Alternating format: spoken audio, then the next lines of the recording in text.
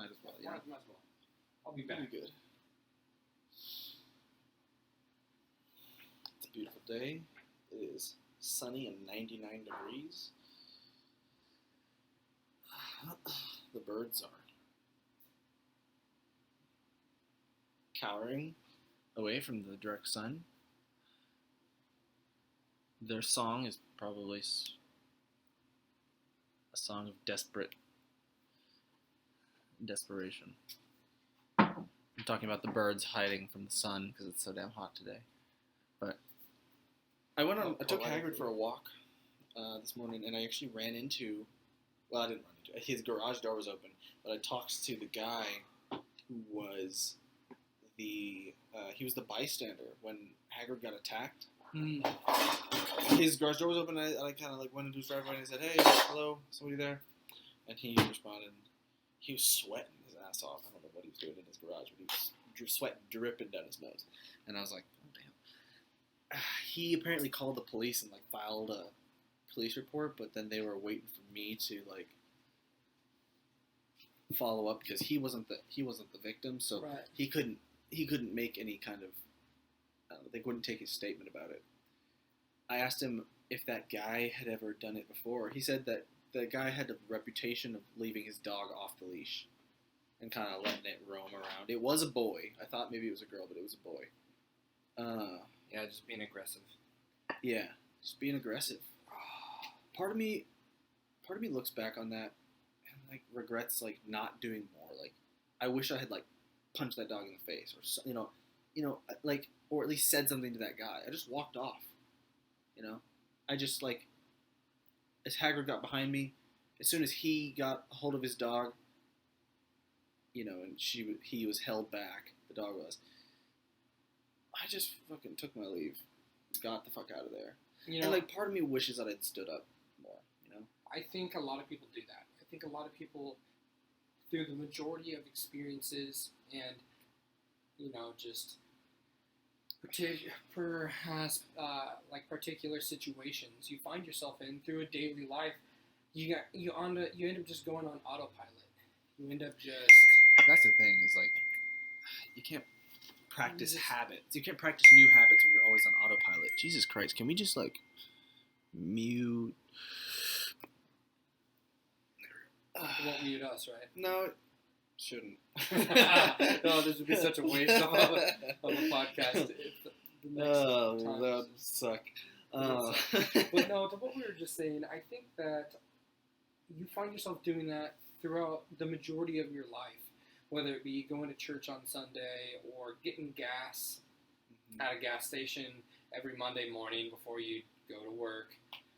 You have opportunities to exist and live and be natural and practice. True. Yeah, but instead we get in these ruts of familiarity and just repetition, and then if anything goes outside that normal path of just, I'm walking my dog, I don't expect to talk to anybody, I'm just going to walk my dog and I'll come home. And if anything disrupts that particular you don't path, have a plan. You don't know how to plan. And sometimes it catches you off guard, and then you're like, dude, I'm so off guard, I just want to get out of the situation as fast as possible. Right, you're not thinking about what principles am I trying to stand for right now. Yeah.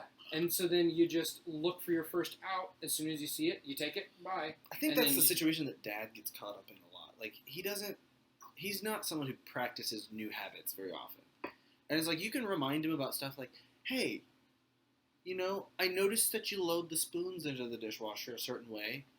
I think that sometimes they block each other and they don't get fully clean. Maybe you could try it this way. And he'd say, oh yeah, okay, in the moment. And then the very next time, you unload the dishwasher, you find all the spoons loaded exactly how you knew they would be. I see the correlation, but I think we're talking about two different things because. Okay, well let me try to tie it in because I think it's related. I think it's like, sometimes we have these moments where we know we should have handled it better, or we should have like okay, let's take road rage for example. Like maybe people you're in a part of town where everyone drives really aggressively, and you're constantly dealing with assholes on the road, and you get cut off, and And like your knee-jerk reaction in the moment is like, fuck these guys. I'm fucking done with this. But you remember Evan Almighty when he meets God and he's like, how does God make you love each other? Does he zap you with warm, fuzzy feelings? Or does he give you opportunities to love each other?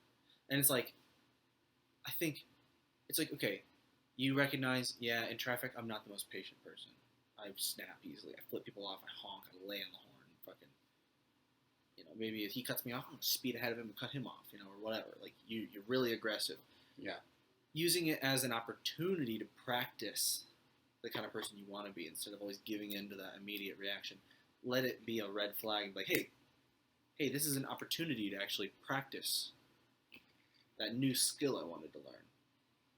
Because it's like trying to learn piano, but the piano only presents itself to you on opportunities, and usually when the piano's in front of you, just slap the fucking keys because you're mad or whatever, and then it's like, oh no, wait, the piano's right here. Wait, I gotta practice. Like, remind yourself to be like, okay, wait, now's one of those times. Just calm down, wave, let him pass. Yeah. It doesn't matter. Yeah, and I think the piano analogy is a really good analogy because when we were younger, and I think Mom put us in piano lessons with Aunt Ruthie. Oh, I remember that. I never took those. We didn't really either. I mean, she just you guys kind of went pretty up. consistently. What was it, like a month or two? Yeah, it was At a month or least. two of like once a week or twice a week or something like that. But I just remember I didn't really practice when I was at home. And when I even got up to the keyboard, there were a couple times, yes, I was like 8 or 10 years old. There's a couple times where I couldn't play the song, and then like I remember just being frustrated or like crying. Yeah. And it was very upsetting to me that I couldn't make the music. But at the same time, you can't look at it from a success or failure standpoint. You just have to look at it from the standpoint of, hey, I'm in front of the piano. Yeah, I literally am just sitting here in front of the piano. I can make whatever of it that I want to. I can just hit an E key, just different E keys, and I love the key of E, Or I could make my own songs. Sometimes they make a lot of sense. You experiment with which keys sound good together or whatever. Yeah, and I think that if you correlate that analogy to the real life, I think that's like when you wake up in the morning, every day is kind of the same day, except it's not the same day. Instead of looking at it from, oh man, Mom signed me up for piano, I'm here, I might as well just go about my day and just practice the keys the way my piano teacher tells me, and do the exact same thing, and then whenever the piano teacher gives you something new, you just crumble because you're not used to it. Right. Or you could look at each day as like, I get to be in front of the piano for an hour. I get to. The sun's setting, I want to get 1 hour. Let's make I'm not the being most forced of it. to. Yeah. I get to. Yeah. It's a privilege. It's a privilege. Shifting that mindset. Yeah. I agree with that a lot. And then I think that no one really, it's gotten more acceptable now, but positivity as a holistic mindset is very hard to find nowadays. No, yes, but also yeah, I think that positivity, it's like by definition will promote a lot of stuff, promote a lot of opportunity, just in a brain wavelength. All right, but yeah, it's just going to be a. You just have to. I think it's called cognitive reframing, like what you kind of said, the frame of like looking at it as something. You can call it whatever you want to. You can call it glasses half empty, glasses half full. I want to say that term is actually like a real term. I've heard certain people use it. So the first thing that we really want to focus on whenever we exist and when we live is like when we wake up in the morning, instead of feeling like Mom drug us to piano lessons for us to waste a whole afternoon, life is very short. Life might as well be one day in the sun, from sun up to sunset. Right, and it's gone. And it's gone. So if life is one day of your mom forcing you to take you to piano, what type of music are you going to play on that keyboard when you show up? And you're thinking, God damn it, Mom fucking makes me go to piano even though I don't like it. You're probably going to be playing shitty shit or nothing at all. Or just slapping the keys to pass the time. When you start thinking about this piano as an opportunity, like, man, I get to make noise, I get to make music, I get to make something. Whatever it is, then you start thinking about what can I make? Right. Well, there's an analogy here with, like, work. Like, most people that go to work, they show up, they clock in, They just sit down at their desk, they fucking plunk away at the keys, and they're like, oh, God, lunchtime yet? Jesus. Lunchtime comes around, they fucking scarf it down, whatever it is, they go back to their desk, they plunk away at keys, like, God, is it time to go home yet? But if you look at each day, it's like, hold on. Maybe there's room to improve here. Maybe there's room for me to get more than I get out of this. Maybe there's room I can get paid better. I can get a promotion. I can get more credit from my bosses. Like, maybe they'd see, like, hey, shit, this guy's actually doing something. You show up and look at it like, it's not that you're being forced to be here. It's that you have an opportunity to actually show what you're made of. Yeah, or just see what the day brings. See what the day brings you. Truly, the difference between an average day and an extraordinary day is like taking the time to just talk to one random person throughout your normal journey to and from A and B. Mm-hmm. You just stop along the journey and you go... Be a human with them. Yeah, and then see how they respond. Now, it's weird practice at first because you're not really used to it, mm-hmm.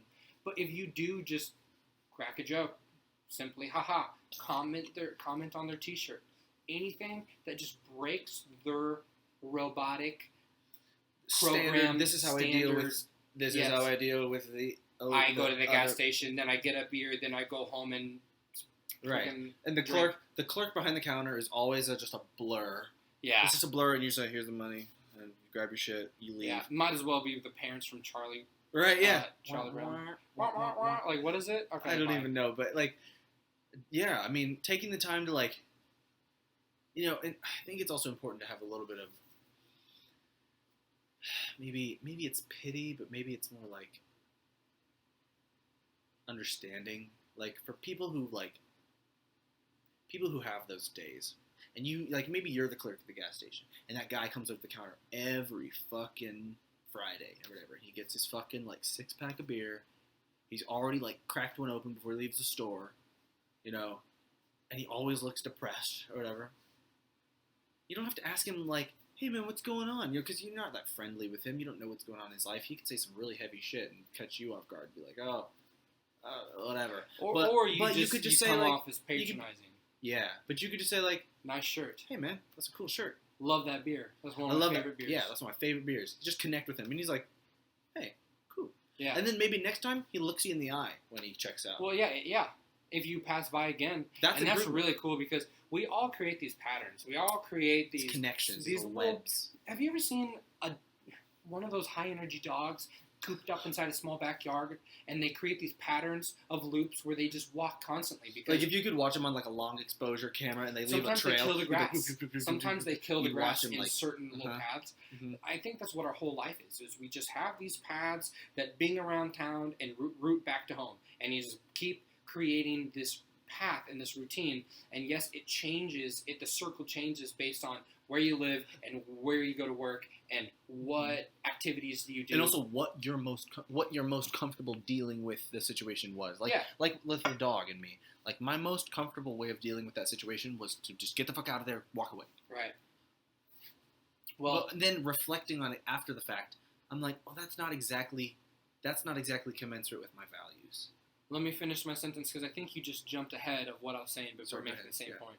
So when you create these paths of like the dog trampling the same grass time after time, create these dirt ruts, that's our life because we just keep making these circles, loop back to home, day after day, circle after circle. Killing the grass, make these really you just kill the grass. Dug-in paths. Well, it's like it makes the path easier to follow every time. Does, yeah. Because it kills the weeds, it Absolutely. removes the branches. And that's a great metaphor for how it ingrains in your brain. Those neural pathways just start developing, get really solidified.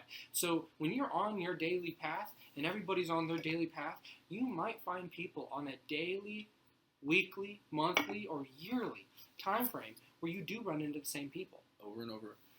And what type of life could we all live if people would take advantage of those small opportunities where you and another person's path continually keeps crossing? Mm-hmm. Whether it be it's just the same gas station clerk at the gas station, or whether it is I like to go play poker on a Friday night and then the same people are at the poker table. Or you're going to work and you're definitely the same coworkers. Your path is going to pass so many people customers. And touch new customers, recurring customers. Like whether they're just a one and done, you never see them again, or they're there every single week. And that's the same way with your job as it is the gas station. You may always see the same person at the gas station, or you may never see that person, and you just decide to strike up a conversation, and then you never see them again. No matter how many times you see them, I think that it's important to recognize that we are constantly passing by people. We're on our own little ruts, and sometimes we will pass by people, and as we pass by, we can affect them. Frequency, vibration, like energy. Right, you can add a little bit of... Just as your little bead is swinging this way and they're swinging this way. Add a little bit of momentum. Yeah, as you guys are passing by each other, you can spark momentum. Add a little energy. Change mindset, change health, mental health, change just the way that they see the rest of their day or the rest of their life, just based on a stupid interaction. And I say this so ambiguously because you never know. It could just be a simple, I like your shirt. It's more likely that you just maybe make them smile. Sure, yeah. But it's possible. The butterfly effect of what that could, in turn, ripple out. So you touch their life, and then they go and touch other people's lives, and then, the pay it forward when you go to a drive-through, and the person in front of you pays. Oh, yeah. And then you're like, well, I guess I'm paying for the next. I actually have a cool story about that. It's awesome to see, and I think that you can do it with more than just the monetarily at a drive-through. If you talk to people, but also people have to be reciprocal. Receptive. Yeah, receptive. They've got to be It's not just open. on you to change the world, but if other people hear these words, unlock their own conceptual mind of, it doesn't matter what you do as a job. It doesn't matter where you are, but you're somewhere, and you're doing something.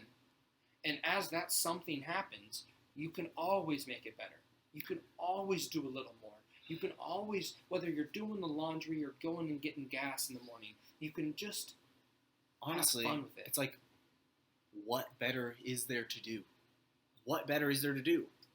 You can sit at home and be fucking depressed. That's an option. But what sounds better? I mean, it might cost you a little more effort. It might mean that, something falls out of someone's grocery cart and they don't notice, and you fucking go out of your way to pick it up and say, hey, you dropped this. Whatever it is. It might cost you slightly more effort, but I think I've realized this a lot recently, is that you are the collection of all the things you practice. If you practice being a nice person, you'll be a nice person. If you practice being, angry in traffic, you will be angry in traffic. And that's going to be what you leave behind with you. I mean, not just leave behind, but that's going to be the contents of your mind. That's going to be the contents of your person, who you are. Not just when people look at you, but how you feel inside.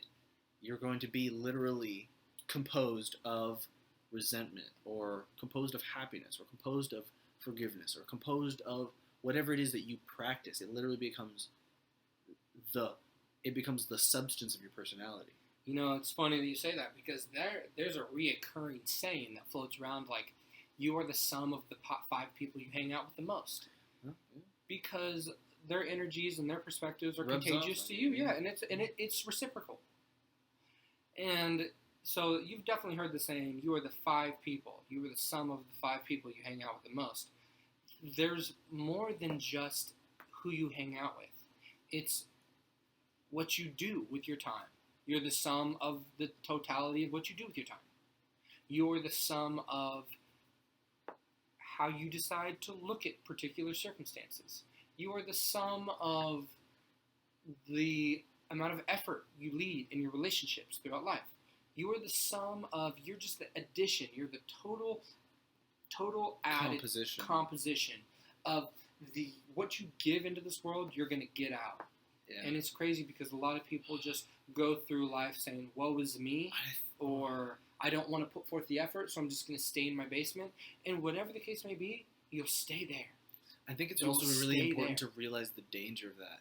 Like you just said, you will stay there if you don't practice getting out. And I think about also on the little level, okay, you've made a note in your mind, I want to eat healthier. But every single time you walk past the pantry, or maybe you walk past the candy aisle, you're like, Oh man, I really love those Sour Patch Kids. Oh, they're so good. Just one, just a little pack. You know, every time you give in to that, like it comes up with a choice, and you say, okay. Every time you decide in favor of that little system, the system in your mind that gave you that decision, gets a little stronger. Every time you give into it, it's affirmation. Right. Well, yeah, yes, it affirms that that neural path. Yeah. Like when you're sleeping, talking about that. when you're sleeping, you're trying to get up in the morning. You're like, oh, 5 more minutes. You know, you have to go to work in an hour. You're like, oh, maybe 10 more minutes. Like, oh, I'm just so tired. Every time you give in to that snooze button, makes it easier the next time. It makes it easier the next time, and that's a slippery slope. You will become that. Well, yeah, and then you find yourself 10, 20, 30 years down the road, and you're like, well, why can't I go to the gym? Why can't I get myself to eat right? Why have no discipline? Why do I have no discipline? Why is it so hard to exist? It's so hard to exist because you created these pathways. I think that's where a lot of people start to have mental breakdowns, crumblings, where they never fed it off before it got so bad that now they're really having a hard time fixing it. So you say, I am not going to eat this brownie, or I'm going to eat this brownie. And then as you get older, you decide, I want to eat a brownie every night. Mm-hmm. It's my little me time. It's my me time. Yeah, and then 20, 30, 40 years down the road, you look at yourself and you're like, I am so out of shape, I can't even get myself in the gym. It is so unfathomably hard for me to think about going to the gym at this point. I'm a lost cause. A lot of people look at themselves as a lost cause because they don't have the energy or the fortitude or the discipline to get to where they want to go. And it all starts with this slippery slope of maybe you'll for 5 more minutes. I just had a conversation with a friend of mine from high school just the other day, and he was talking about the same thing. Like, oh man, I really would like to go back to school. I think I get like he gets like GI Bill benefits from like one of his parents, I think. And he started out and he went to school, and then the GI Bill benefits ran out. And he was like, oh, okay, and I'm just done. But he's like, you know, 7/8 the way to a fucking bachelor's certificate or something. I don't know if it was a bachelor's, but it was something specific. Like, I think it was like career specific. Like he could go into a more direct line of work. And it's like, you know, the work he does right now is fine. I think he does tiling, you know, with somebody else. And, you know, it's hard work, but it's modest, and it keeps him busy, and he gets paid enough to pay rent. And for some people, that's all that's needed to keep them comfortable. And if you can keep yourself comfortable, the need to get out of that frying pan, or into the fire perhaps, the need to get out of where you are is just, it's not great enough. It's like, you know, I could go to the store and get more eggs, but we got like 3 more. I'm comfortable right now. I'm fine. That's breakfast tomorrow. I'll be fine. I can put this off. I can procrastinate. Yeah. As long as you're comfortable, it's still funny. Joe Rogan always says, like, he likes being paranoid. And I've really thought about this. Like, I don't. I don't like feeling fear. I don't like being paranoid. And I think, in some sense, by definition, it's uncomfortable. It's a negative emotion. And I would argue the reason why he even sees it as a like is because he's trained himself to be uncomfortable is good. Right. He's reframed all these things that are hard are good. Right. These things that challenge me are good. Even though they're uncomfortable, is good. And if you start looking at it as this is good, this is good, this is uncomfortable, but this is good, you can take one foot in front of the other, and then eventually you look back and you go, oh my gosh, I just climbed that mountain. That was so uncomfortable. Dude, a lot of times, like, I've noticed this in myself. Like, okay, I've tried to do Sunday run day. Sunday is my run day. Nice. Every Sunday. I've also been taking Hagrid out more recently since we've had him. And we run all the way down Chrysler and back, and it's like almost 4 miles. To 23rd Street? Yeah. Really? Yeah. To 23rd? Yeah, and back. And like... How many is that, like 2 miles, 3 miles? No, it's like just under 4. It's like 3.8. Wow. But the thing is, I can get that done in like 50 minutes, even if I walk a few times. But I'll try to run as much as I can. Hagrid gets so dead by the end of it, and I'm like having to drag him behind me. Although, the last time... So we skipped last week, but the last time before that... He was kind of pulling me towards the end. I was like, damn, Hagrid, fuck. But I tried to do it early in the morning before the heat of the day really sets in. But the thing is, a lot of times, the anticipation of the suffering is worse than the actual run. Dude, that's so funny because my job right now is being a freight broker. And the majority of how you get your business is by cold calling people. So for the first 6 months, year, 2 years, you're just cold calling It's to just try to build up. rejection. Yeah. And so you think like, oh, I can't even pick up the phone because it's going to be that awful. But when people tell you no to your face, you go, okay. And then you just pick up the phone and dial again. But before you get in that office that day, you literally go, I do not want to do this. This is going to be so sucky. There's a few times where I got so nauseous I thought I was going to throw up. Really? Because I knew the whole day was just going to be rejection. And there's a TED Talk. This guy literally did he it was like 1,000 days in a row, where he was like, every day I'm gonna try to get rejected at something. I'm gonna fucking put myself way out there and try to get rejected. They're gonna reject me. Like he went up to fucking some university proxy exam testing facility, and he's like, hey, can I take the bar exam for legal bar exam? And he's like, are you a law student? He's like, yeah, I could, he lied and said like, yeah, sort of, or something like that. He's like, yeah, I'm a little late, but like, can I just get in on this one? And the lady was like, no, no, you can't. Are you a law student? No, you can't. And he's like, okay. And then she's like, that's it? Okay, fine, goodbye. Or he went into like, he went into a Krispy Kreme. He's like, he asked for this like crazy donut order. He's like, I want chain mail out of Krispy Kreme donuts, like link them all together. And the lady was like, really? Like, seriously? You want that? And he's like, yeah, it's like for a fucking like a birthday party or whatever. Or I don't know what he said, but the lady was like, okay, shit. She like gets out a sketch pad and starts like drawing some shit out. Like, here's how we're gonna do this. And he's like, oh, you're gonna do it. He was like expecting to get rejected. Yeah. But he went in there fully willing to be rejected. Yeah. And he actually, later, I followed this guy's blog a little bit, and he was like super good friends with this lady now. She's like the manager of this Krispy Kreme. And he goes back and sees her and says hi. And fucking like orders donuts and like, shares them with her. And like, they're friends now. Because he like went in there trying to be as ridiculous and get rejected. And like part of it, I think, was that he said at the beginning of his TED Talk, like, I have a fear of rejection. I hate it.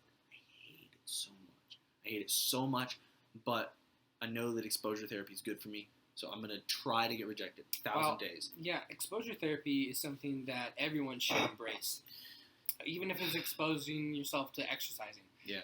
Exposing yourself, well, that's what all of existence is. It's exposure to things that you either like or you don't like. You might steer towards the things you like. You might avoid the things you don't like. Well, and it's also that, like, the universe at large is hostile to life. Everything out there is trying to kill you. You're exposed to that. You're vulnerable all the time.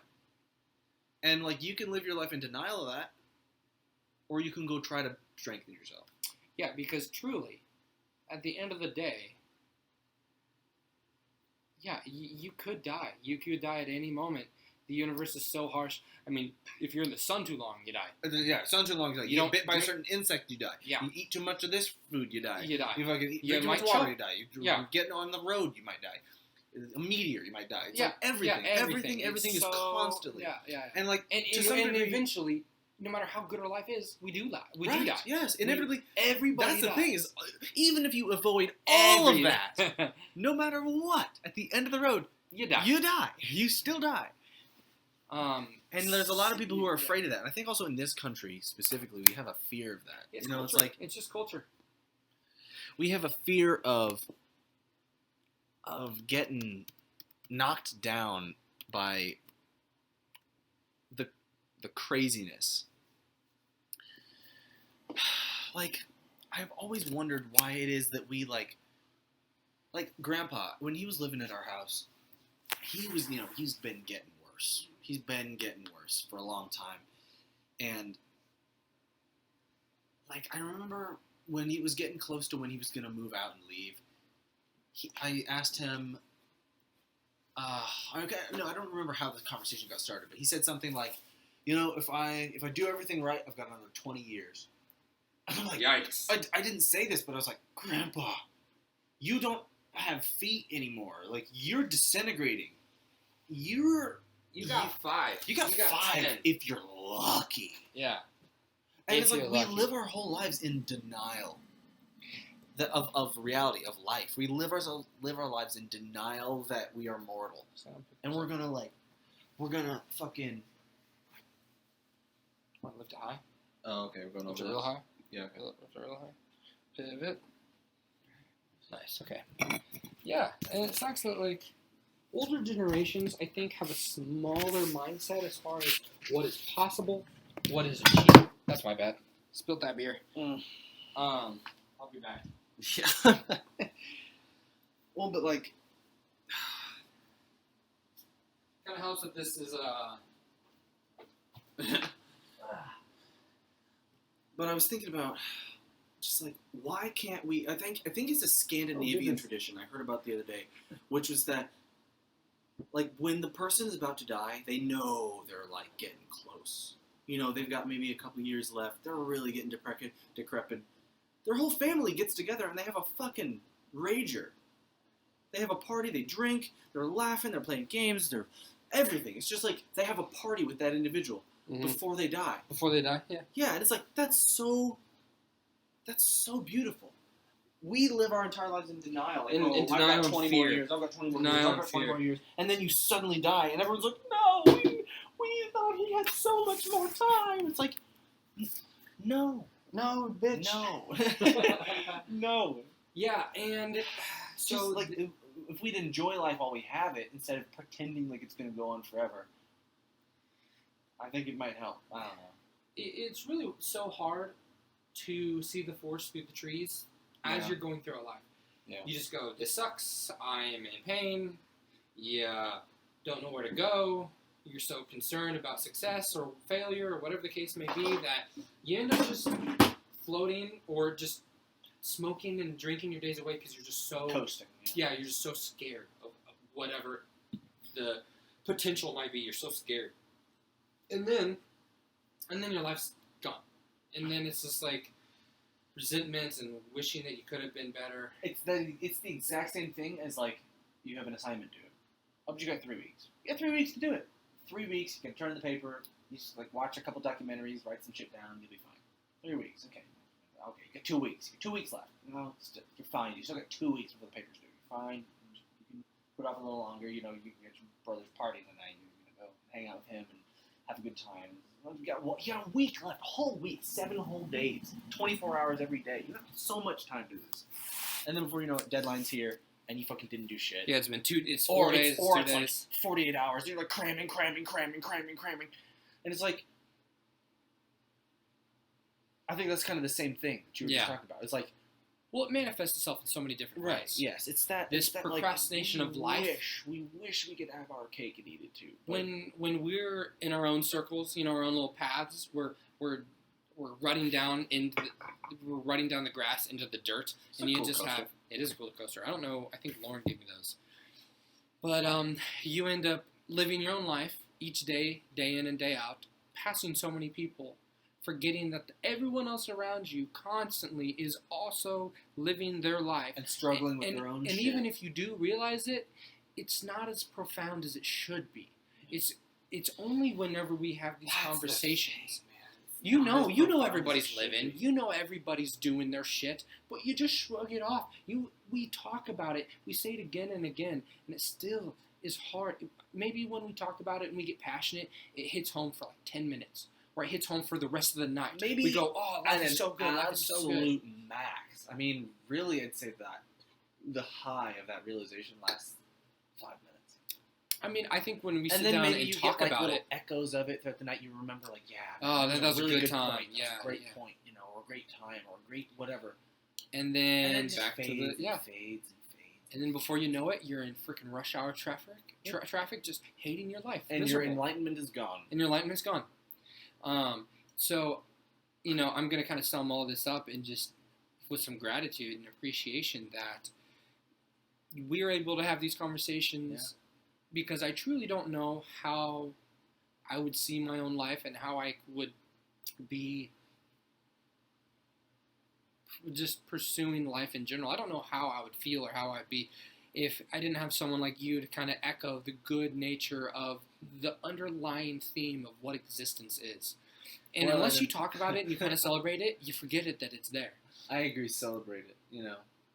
And it's But it's this big infinite mystery that Yes. just fucks you up. yes, It just fucks you you up. can go down the rabbit hole. Sure, you can. Yeah. Oh yeah. And it fucks you up every day. It just literally gives no fucks. Steps on you. We could die tomorrow. But it's like, it's a beautiful mystery. It's a beautiful game that we get the honor of playing. And for some people, it's not a game. I was listening to Alan Watts actually last night before I went to bed. And he said something. I don't even remember what the point was because I fell asleep before we made it. I was listening to just to kind of wind down. I was really high strung last night. I don't know why. Were you? Just playing a lot of Skyrim. But he was like, fire doesn't burn itself. A knife can't cut itself. Your teeth can't bite themselves. Why do you think you can know yourself? You're like, can God know God's self? Yeah. No. Like, in some sense, you can only experience what's outside you. Mm-hmm. And that, like, you can only really grapple with that. But everything inside is just as much a mystery as everything else. Yeah, And, that's dimensional analysis, I think, because we are four-dimensional creatures living in a three-dimensional world. We don't get to really go behind the fourth wall. Yeah, or even, yeah. I don't even know if that's the right way to say it, but I know what you mean. There's a certain portion of ourselves that's locked off to us. And, like, ants are nearly two-dimensional creatures, where Although they do some really cool stuff mathematically and stuff. But it's ants like, are fucking interesting. Though. but their Ants have a lot existence. going on. Yeah, oh yeah, and They're they do really very well. smart, too. I mean, it's so It's, like, cool. But when you talk about deeper level shit, not all creatures have the ability. Well, and it's like, I don't know if it's not like a one-way path. Like, we are just a higher rung on a singular ladder. Like, ants are here, we are here.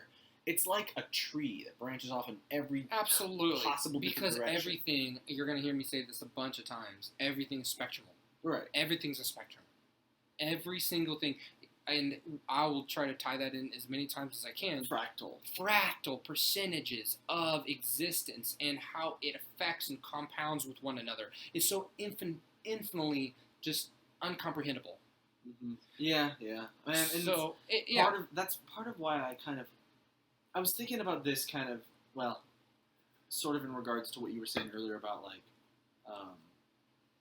being able to see the new frame of a situation and apply a new frame and kind of reframe the situation into a new way of seeing it. But I think that's part of why I like the drugs that I like alcohol, weed, like psychedelics. They allow me to kind of break the mold a little bit. Like, I get rusty and I get kind of stiff into my like situation, and I just start dealing with everything the same fucking way every time. But occasionally, a drink or a smoke or a trip just allows you to see the situation for something entirely new, and you can actually deal with that person behind the counter like, whoa, I'm seeing you in an entirely new light. They're just brand new to you. The whole world is brand new to you, especially psychedelics. But I think weed, too. It's like sometimes I can't even motivate myself to do my laundry. I can't. There's a pile building up in the middle of my room, and I'm like, ugh. Later, I gotta go eat breakfast. I'm hungry. You know, I just leave it. But if I smoke a little weed, I'm like, what the fuck are you doing? Go do your laundry. Like, and I just do it. I'm like, oh, obviously. Why was this not more obvious before? Yeah. Sometimes it just takes a little bit of a little something to break the rust. Now Break it all loose so you can move again. The hardest thing to talk about is the fact that your laundry is just one part of the spectrum of things that you do in life. What about you got school to do? Oh, it's like, I don't want to do it. Or then you do, you finally chalk up the energy, or you talk yourself into doing it.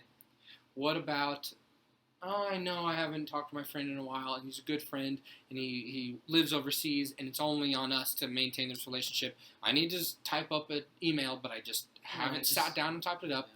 What about I have a partner that I haven't appreciated in a while, and I know that I need to do this, but it kind of takes a little bit of effort and planning and spending money and care, and I'll put it off till tomorrow. I'll think about it tomorrow. And then you just, months and months and months go by, and you're like, oh shit, we haven't been on a date in over a year. everything. It's so spectrumly complicated, and it can start with doing your laundry, Yeah. but it goes forever. Part of that spectrumal idea is that like it's never like an expiration date where it's like, yeah, and then suddenly, oh, now it's like boom, it's expired. Now I have to take her on a date. No. It's always just like a smooth transition into the future. There's never a hard drop off where it's like, oh, now I need to take her on a date. Or now I need to go write an email to that friend. Now I need to go like apply for a new job. It's a building. It's a slow rolling. It's not like a ticking. It's a rolling. It's just a smooth like continuum into. That's also part of the paradox that makes people go, I can push it off till tomorrow. Right. Because it's so slow. Because this compared to this is like, it's nothing. No. Nothing. Nobody will know. Yeah, it's like nothing. Yeah. Sleeping in 20 minutes. No right. one will know. Which is why it helps to kind of tell yourself, like, no. A week is... So Anthony and I have actually been doing this. We're doing writing prompts. They're just random things. Like the one that we're doing this week is animal rights. So like animal. Do you get them off the internet or? No. I just made it up. I was like, okay. How does this sound like for a first writing prompt? We're doing 500 words. That's what we're shooting for. If you can't do 500 words, just do as many as you can. But 500 word minimum is like where we're aiming for. If you get 500 words, then it's like, okay, good, you did it. And we're just like animal rights. Like, do they have a right not to suffer? Do we have a responsibility to take care of them? Because we're the intelligent ones who are masters of the environment now. Do we have a responsibility, or is it just nature, and we're doing nature, and they're nature, and everything is fight or flight, eat dog, eat, whatever. Yeah. And, it's kind of... But, the idea is that we set deadlines. It was 1 week. It's like, you have a deadline. It's just, you have homework now, Okay. You have homework, and it's like, it's due in a week. Actually, today is when it's due, and I have to text him later and tell him, hey, give me your fucking 500 words. I'm at about 350 words. I wrote, a little paragraph, a couple paragraphs. Yeah. And, I kind of trickled off and was like, But it's like, it just keeps the gears turning. That's the whole idea, but of why we did this. But I think having a deadline, because it's like, if I told him, like, hey, you got to write on this topic, but I never give him a deadline, he'd never do it. He'd say, oh, yeah, I've been thinking about it. Here's kind of where I'm thinking of going with it. But he'd never sit down and do it because there's no deadline. It would just be a smooth transition into the future. It's like, I can do it anytime. Yeah. Which is the whole reason why we just ripped it off and decided to do the podcast today is because if you don't do it, you just won't do it. It just keeps slipping into the future. And we have into the future. Yeah, it's a good song. But you just never know when your clock starts and when it stops. A lot of people don't even wake up. You just are these robotic people that somehow have this profound awakening and truly just one day snap out of it and treat life entirely different. I credit psychedelics in very large part for my gratitude and my awakening in some sense that it taught me how to see the world in a new way that I know that you've had very different experiences. That's not necessarily true, and I definitely searched for truth and experiences in my younger years, like late high school. I really started experimenting with stuff and trying very hard to make it profound, and reading books and meditating and lighting the incense and exercising and humming and whatever I could think of that would just whatever put they say me, works, I'll try it. And I really did get to a place where I experienced some pretty profound stuff. Well, that's good. I mean, I think... But at the same time, do you think that your parents or our parents, if they would have just, without the drugs, just told us this truth, do you think that we would have been able to grasp it Well, yeah, they don't know. But hypothetically, if we are parents to the next generation and we tell them this stuff, will they understand it? Or will they truly need to feel it to go, oh, this is what we're talking about? So this is part of the reason that I really resent my growing up religious. Because, like, I remember, they'd have those, like, after congregation testimonials where everyone would, like, share their testimonies. Yeah, we'll pass around the microphone. The old lady would raise her hand and the pastor would come over and, like, hand her the mic. And she'd be like, one time when I was baking bread, this feeling just, like, washed over me. And I said, Lord Jesus. And, like, they have all these stories of, like, these profound experiences. And then me growing up, I was like, I have nothing. I have nothing, dude. Like, I felt that. I felt what? that so much. Maybe if I was, like, a true believer, maybe I would have had something by now. Maybe I'm just not trying hard enough. Yeah.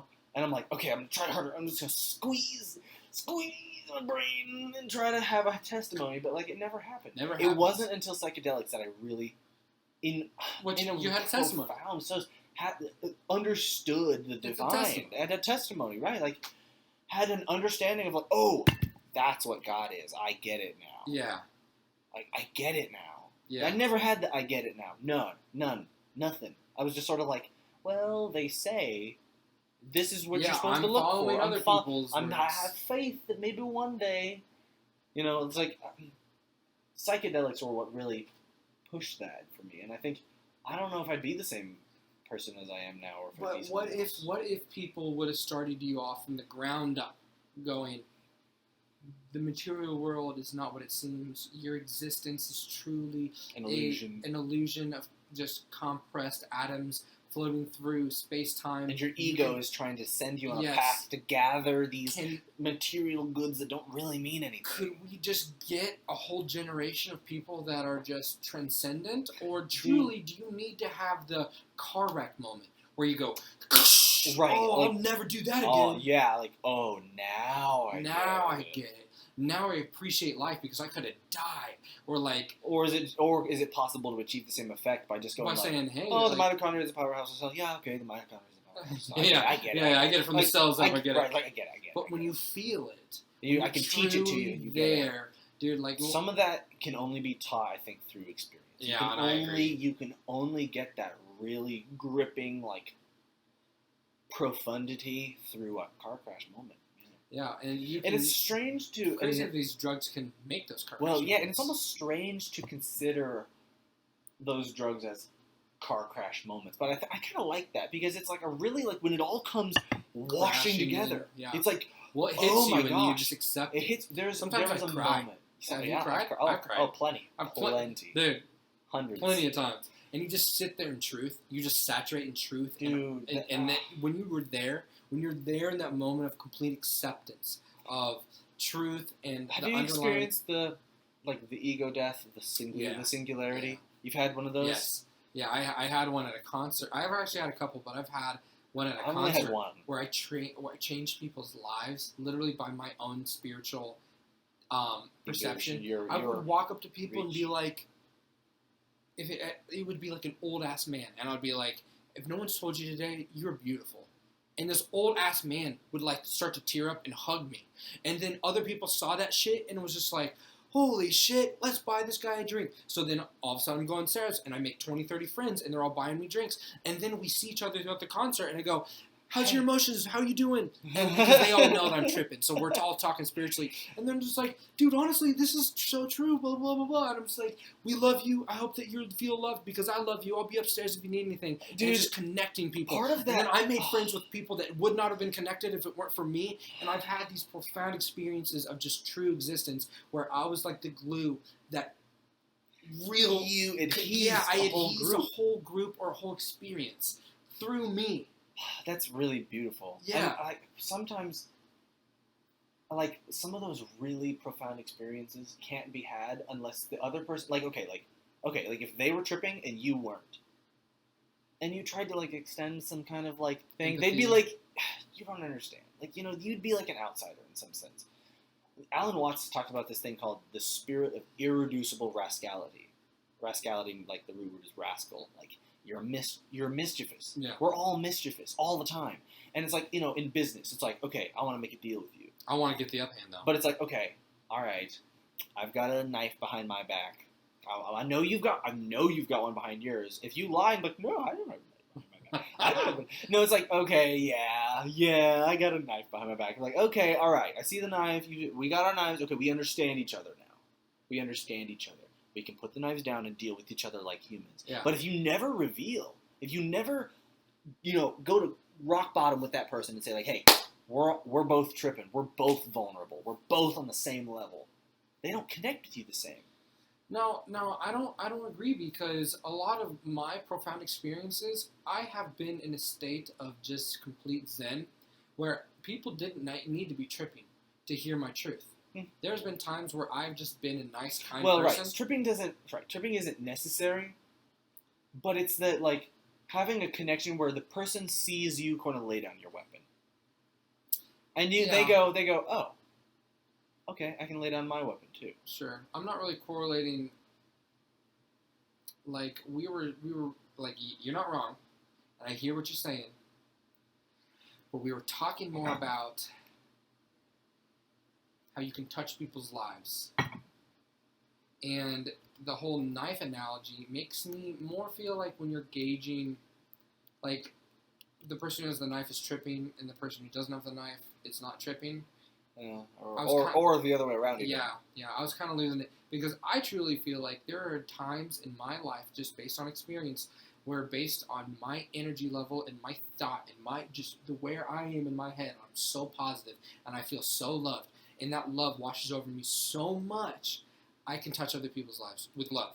Right, it's almost like you start glowing and you can shoot. And then there's really like no knives. Like maybe they feel like wherever they go, they have to have a knife behind their back, because they're going, well, I don't know what's going to happen. I just need to be defensive. Right. And I just show up at the community table wherever we do convene, and I'll be like, hey, nice shirt, or oh, that's my favorite beer, or hey, you sexy 56-year-old man. Like, if anyone's told you they haven't told you that you're beautiful. You're beautiful. And like shit like that. And then they just like, well, I was walking with a knife behind my back all day, but I don't think I need it anymore. Yeah. At least not for the next, while I'm with this guy. Right. And then all of a sudden, I'll go like, that's the okay, thing. I've unlocked him. Now let's see if I can bring this guy that I've unlocked with some other stranger. We'll take this whole positive energy vibe. We'll go to the next bar down the block, right, and see if we can spread it. Anybody else who can tag along, and then you get those people, and you go, let's go to the next bar and see who we can spread it with, and then it will snowball, and it is a branched out tree effect, but at the same time, it dissipates. Right, it gets weaker. This truth, yes. Yeah, it does. And like I can only be so strong. It gets weaker as the branches get thinner. Like I even forget about the truth. I even forget about the love sometimes. And so then like I'm just living my life and I'm not touching other people's lives. And then and if my energy's not strong, dude, it doesn't touch other people. Remember the Polar Express? Yeah. How like the main character, he gets that bell from Santa Claus that only someone who truly believes in Santa Claus can listen to. And it's kind of cheesy, but like his sister, eventually over time, at the end of the movie, narrated by Tom Hanks, is like, over time, even for her, the bell lost its sound, but for me, I can still hear it. Like holding on to that, like maybe you see a UFO once, and then 10 years from now, you're like, was that a dream? Like, was that a dream? Yeah, and you have nothing else to go off of. No bell to ring. Does the bell ring? Yeah, does the bell ring? Does it? I don't know. But it's like you'd be like, I know what I saw. I know what I saw. But how long I'm holding to my guns. I know I saw it. I know I'm not crazy. And everyone's like, yeah, but you're crazy. Yeah, it's like, but then, like, how long? How long can you keep that passion? Well, I mean, that's dependent on the individual a lot. It's like, how stubborn are you? But how convinced are you? Like, how certain were you in that moment that you were experiencing it? Like, a lot of times, like, my position on certain topics, like, especially about politics and stuff, like, I'll think about it once really hard and, like, go through all the avenues and be like, okay, this is how I feel about this topic. And then, like, 5 years from now, somebody asks me, like, hey, what do you think about this? I'm like, oh, I've already decided this is how I feel. But it's like, okay, why do you feel that way? I'd be like, oh, I don't remember the math. Like, I don't remember how I got there, but I just remember knowing, like, oh, that makes sense. That makes sense. I feel this way. Yeah. And maybe a little bit of that math sticks around, and I can be like, oh, here's my work. Sure. But it's kind of stepped on, and it's it's kind of shoddy, and maybe I can like rewrite some of it. Like, okay, this makes sense. This is how I got there, and then restring it. But like, a lot of times, I just remember the feeling that it leaves me with. I don't remember the details of the experience. I just remember the feeling. And so it's like in that moment when I see the UFO, it's like, do I feel it? Do I really feel it? If I feel it, then it's like, all I have to do is trust that that feeling was real. And I can just remember the feeling without having to remember the image or whether or not I actually saw a little alien inside the cockpit. People delusionally can feel a bunch of stuff, a bunch of certain ways. It's so spectral. Like you can have all this truth, you can have all this power, you can have all this potential. Like I feel it, I'm gonna carry it into the future with me because I believe it's true. But that can also be bad. There can also be some people that believe some pretty bad shit, and then they try to touch other people's lives. Yeah. They try to touch other people's lives. They try to bring other people to their side of the truth because they do. Yeah, and it's just like a lot of people are so susceptible just based on how passionate you are about your particular topic. No matter if it's trying to find God or worshiping the devil or anything in between, or just eating cupcakes on Sundays, whatever you want. Whatever your ritual is. Yeah, you'll just be like, "This is the way you live your life," and then people will be like, "Yeah. That is how I live my life." Sometimes people just connect with the passion. If you can say it with enough passion, dude, cupcakes changed my life. On Sundays. They changed my life, bro. Especially between noon and 4. People will tap into the passion that you feel and be like, I'm going to eat it only on I'm 12:01. I think that's really kind of what those motivational speakers really are good at. They just get really passionate. And it's like, they could be telling you, like, in order to be self-actualized, you need to do the keto diet. And then everyone's like, okay. But it's like, it doesn't matter really what you do, but in some sense, it matters if you commit yourself. Yeah. Whatever it is, just commit yourself. And it's like, I don't know. Maybe there's more that needs to be done there, but people get lost easily, and people are gullible as fuck. And I have had profound experiences, and I have found myself weeks later lost, and I go, oh fuck, where was I 2 weeks ago? Right, like how did I get that? Can I have that again? Yeah, can I have that again? Well, I can't just take drugs all the time. Right. You do it as a reminder. Every couple of years. You just kind of work that muscle, and you go, oh, it's still there. I'll refresh. I still got it. Oh, that's But it is your true, and the more that you can conceptually understand the truth underlying it all, and then reiterate it and try to project that level of love and energy into everything that you do, you start touching people's lives. You will. It's even so if it's funny that's like that's the most universally religious idea. It's like love. It's just like, hey, shut the fuck up. Eat this cupcake. I love you. Just, hey, don't worry about all that shit. Don't worry about all that shit. This reality's an illusion. Or whatever details you add, it's just like, at the core of it, it's just like, I want you to be happy. I want you to be happy, and I'm happy if you're happy, and if we can both be happy, then we can weather any storm. Whether or not we go hungry a day, we can put our shit together and, hunt a deer the next day and put food on the table for our families and actually, like, make something, as long as, like, we can handle the hardship. We can handle the hardship as long as we know it's true.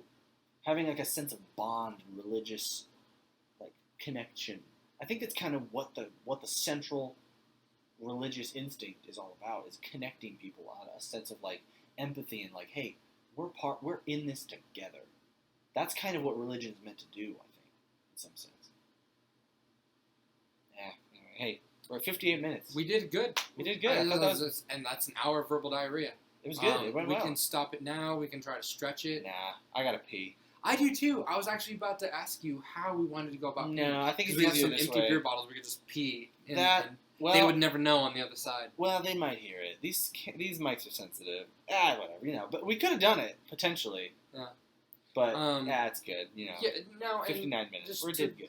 Just to wrap it up in a bow, we definitely want to encourage these conversations with anybody who is willing to have them.